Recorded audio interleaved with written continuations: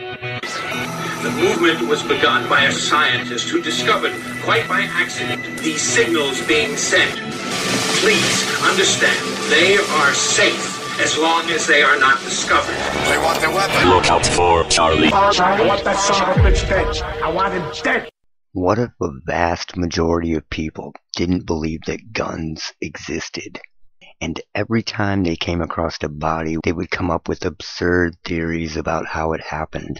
You know, the theories would be insane that they would come up with. Could you imagine having an understanding of how firearms worked and having a majority of people telling you that that wasn't the case and it was impossible? That would be a pretty frustrating scenario, wouldn't it? Blaming very real things on absurdities, seeing the same thing over and over, and blaming it on something else each time. Bringing in panels of experts who have no idea because it's the equivalent of not knowing that firearms exist. What I'm going to talk to you about in this video is absolute fact. It's provable fact. You can go through all my videos and find the proof that you need to understand. And this is in defense of these people, to protect their legacies and the cloak of mental health that has been thrown over most of them, and the bullshit and the fog and the intentional chasing of ghosts that we have going on here. These shenanigans have been going on for decades and decades, but since 9/11 it has gone gangbusters. Since 2001 it has literally gone gangbusters. Let me tell you the story about Emma Fillipoff. She was a hippie. She was basically a hippie. She did a lot of traveling. She was from Canada, and by 26 she ended up in Victoria. Around that time she began to act strange and claim that she was being stalked and followed. This is I believe a 7-Eleven security cam, and it shows her looking out. She spent a long time looking out and then returned at about 8:30 in the morning and bought a cell phone, a prepaid cell phone. Now this is a hippie that, you know, isn't down with technology and all that, and I totally get it. You know, when someone's buying a cell phone and calling their mother at 26 and asking if they can come home, something's going on. She was one of these new age style hippies, you know, traveling, not clinging on to a whole lot. Had been staying in a woman's shelter, and owned a van as well, you know, like the pre-van life. The thing that's up with, you know, America, Canada, and the rest of the world is that they see the same thing over and over. It's the same case over and over and over, and it's framed just a little bit differently. Before we go any further, there's always people that want information that come from a .gov or Popular Mechanics or a TED Talk or something that they can really trust because that's what they trust. I don't know why, but that's how people are. I want you to look up Voice of God Weapon on YouTube. I can't do all the research for you. You have to do it. And I want you to understand that this is from a TED Talk. This guy invented this weapon. This is an audio weapon, and different versions of this have been in use for decades. But this is this guy's brand of audio weapon. It's been contracted by the military, it's been contracted by different agencies, and it's been deployed. And if you think that they're not using it on people, dissidents, troublemakers, outsiders, people that live on the fringes of society, you are sadly mistaken. This is from one of your beloved TED Talks. Common knowledge. So again, this idea of being able to put sound anywhere you want to is really starting to catch on. It also works for transmitting and communicating data. It also works 5 times better underwater. We've got the military had just deployed some of these into Iraq, where you can put fake troop movements a quarter of a mile away on a hillside. Or you can whisper in the ear of a supposed terrorist some biblical verse. I'm serious. So I can't play you the whole thing. I'm just playing you a clip of this. Check it out. Look up Voice of God Weapon on YouTube, and the TED Talk should be in there somewhere. You need to understand that to companies like Raytheon, military industrial complex, this is common knowledge. And it doesn't take an operation. It doesn't take a team of people to do this. Anybody can be hit with this anywhere.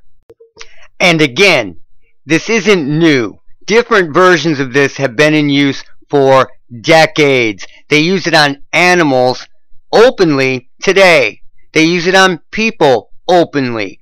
They used it in the very first Iraq War in 1991 to get the Iraqi troops to lay down their weapons as the voice of Allah, telling them to surrender. And the U.S. troops, who were smaller in number than the Iraqi troops, didn't have enough zip ties to cuff them all, because they were all surrendering due to the voice of Allah. Exactly what that guy just talked about. I told people as a young lad years and years ago to quit using that word terrorist, because it's going to be flipped on you. And that's exactly what they're doing. And they're using it on everybody. So what that guy just said in that TED Talk, supposed or alleged terrorist, is dead on. Because the terrorists are allegedly here now. But you need to know about this just in case your child is hit with it. Your loved one, your wife or your husband or your boyfriend or your girlfriend or your family member or your friend. And understand that they aren't mentally ill. They aren't sick. They're being attacked with ELF weapons that are in use all around us all the time. So I'm going to show you that you're looking at the same case over and over and over. The players are interchangeable. This is Elisa Lam. She was traveling from Canada, coincidentally, down into California. Look her up if you want the details. She began to act strangely at a hotel, traveling by herself. And here she is entering an elevator and seemingly acting bizarre and looking for someone who isn't there. Much like Emma Fillipoff. You're looking at the same case over and over and over. Here she is. She hears somebody and she's looking for him. Emma Fillipoff was exhibiting the exact same behavior as Elisa Lam. People it's just like the flu. They respond differently. It's the same stimuli.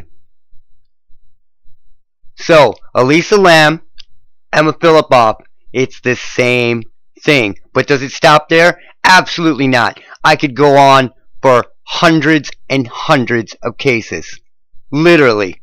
Many people that hear these voices begin to believe, because of what the voices are telling them, that they're being followed. This is the case of Magdalena Zuk. Now, I'm not going to get into many details on this or show you any footage, but what I am going to tell you, this is another case of a female traveling alone. She went from Poland to Egypt because her boyfriend couldn't get a passport. Once she got to Egypt and got into the hotel, she began to hear voices inside the hotel and then ended up having a mental breakdown in the hotel. She was then taken out of the hotel and then eventually taken to a hospital where she allegedly jumped to her death. But you can do the research on this. Her name is Magdalena Zuk. This is just another case of people traveling by themselves and becoming easy targets for this weapon. They love it when people are isolated, away from support groups, and don't have anything else to fall back on. And then that way, their imagination and everything else can take over. And with being alone in a strange place, it makes it all the wilder. Now, this is Lars Mittank. This is a male case.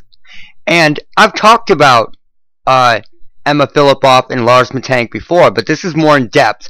Lars Mittank was a German tourist that went to Bulgaria, and he went with friends. He got in some type of bar brawl. He got hit in the side of the head, which coincidentally hurt his eardrum. He was held behind, couldn't get on the plane, so he had to stay. His friends left. As soon as his friends left and he was in the hotel by himself, he was attacked with these weapons. He thought people were following him. He thought people were after him. As soon as he got in communication with his mother talked him into going to the airport. He got there, and when he was around the airport doctor, he freaked out and said, "I don't want to die," and ran off because they were telling him things. He ran off and was never found again. It's not mind control. It's mind manipulation. They trick people into doing things. In the middle of your reality being twisted, they will say something like, "We can't track them when they're in water." Then the voices will say something like, "Did we just say that to them?" Pretend to be a mistake. And then these people will go, "Oh, I've got a tip. Now I know something." And they'll get in water and get themselves in a really messed up situation and often die because of it. It is a mind bender. That's what it is. It's not mind control. It's mind manipulation. So Lars Mittank vanished and was never found. A male by himself traveling away from home, hit with these weapons. People are hitting their homes all the time, which brings me to the next one. Kaylin Louder was hit with this weapon inside her home, inside her condominium. First, she called the police saying there was an argument and a gunfight going on in the party room in her complex, right? When they got there, it was nothing but a wedding reception. This was being used on her to overlay sound and create an illusion, an audio illusion, just like what the guy in the TED Talk talked about. She was hit with this weapon, tested with it, and it's almost like a cruel joke because her name is Kaylin Louder. It's almost like a cruel joke. So she gets hit. Then this goes on and on and on. And then eventually she calls the police saying that people are in her house breaking in. I've got the 911 calls. Let's check them out. This is the first 911 call when she called about the gunfight going on and the fight itself in the complex. I did hear the fight, but it seemed very brutal. Were weapons involved or mentioned? Yes. Yes? What kind of weapons? Guns. Okay, so she heard a gun. She heard guns going up. Think about what this could do to a cop. Think about what this could do to military. The guy even mentioned that in the TED Talk. They are using military-style weapons on people. And if you don't understand this by now, I can't help you. But I urge you to research this.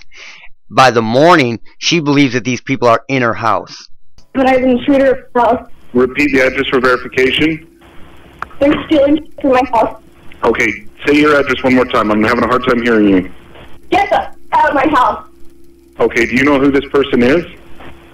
No, I don't. I just know that there's an intruder in my house. I'd like to interject really quick and say that she was having normal conversations with people that same day before this all went down. So let's keep going here. You don't know who they are? No, I don't. I'm trying to look where somewhere back. I'm worried about my safety. Please hurry. Are you at the location now?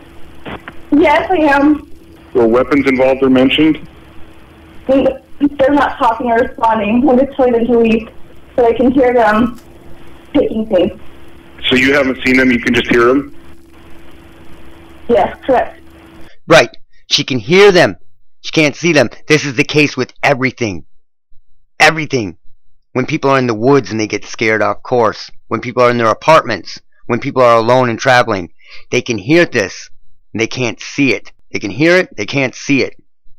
They're being attacked with these weapons. So here is Kaylin Louder outside her condominium acting just like Emma Fillipoff, just like Lars Mittank, just like Elisa Lam, just like Magdalena Zuk. Here she comes out, looking around, having a conversation with somebody, looking for somebody, in fear and bewilderment.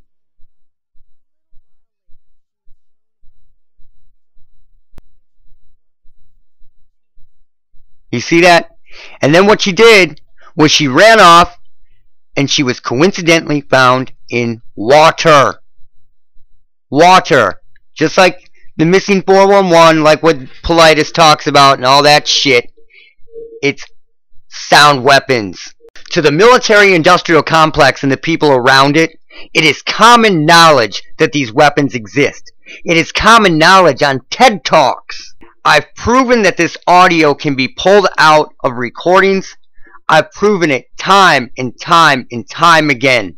In video after video after video. The unwitting participant's reaction is a little different in each case, but it is overall the same. So is the weapon. It's the same weapon.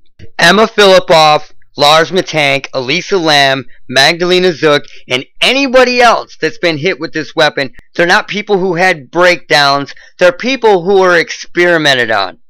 Thanks for watching. I haven't been able to check my email. I haven't been able to do much of anything. So be patient. I'm barely able to get videos up right now. When I am able to check it, I will try to return emails. And thanks to anybody who may have donated. Look out for Charlie.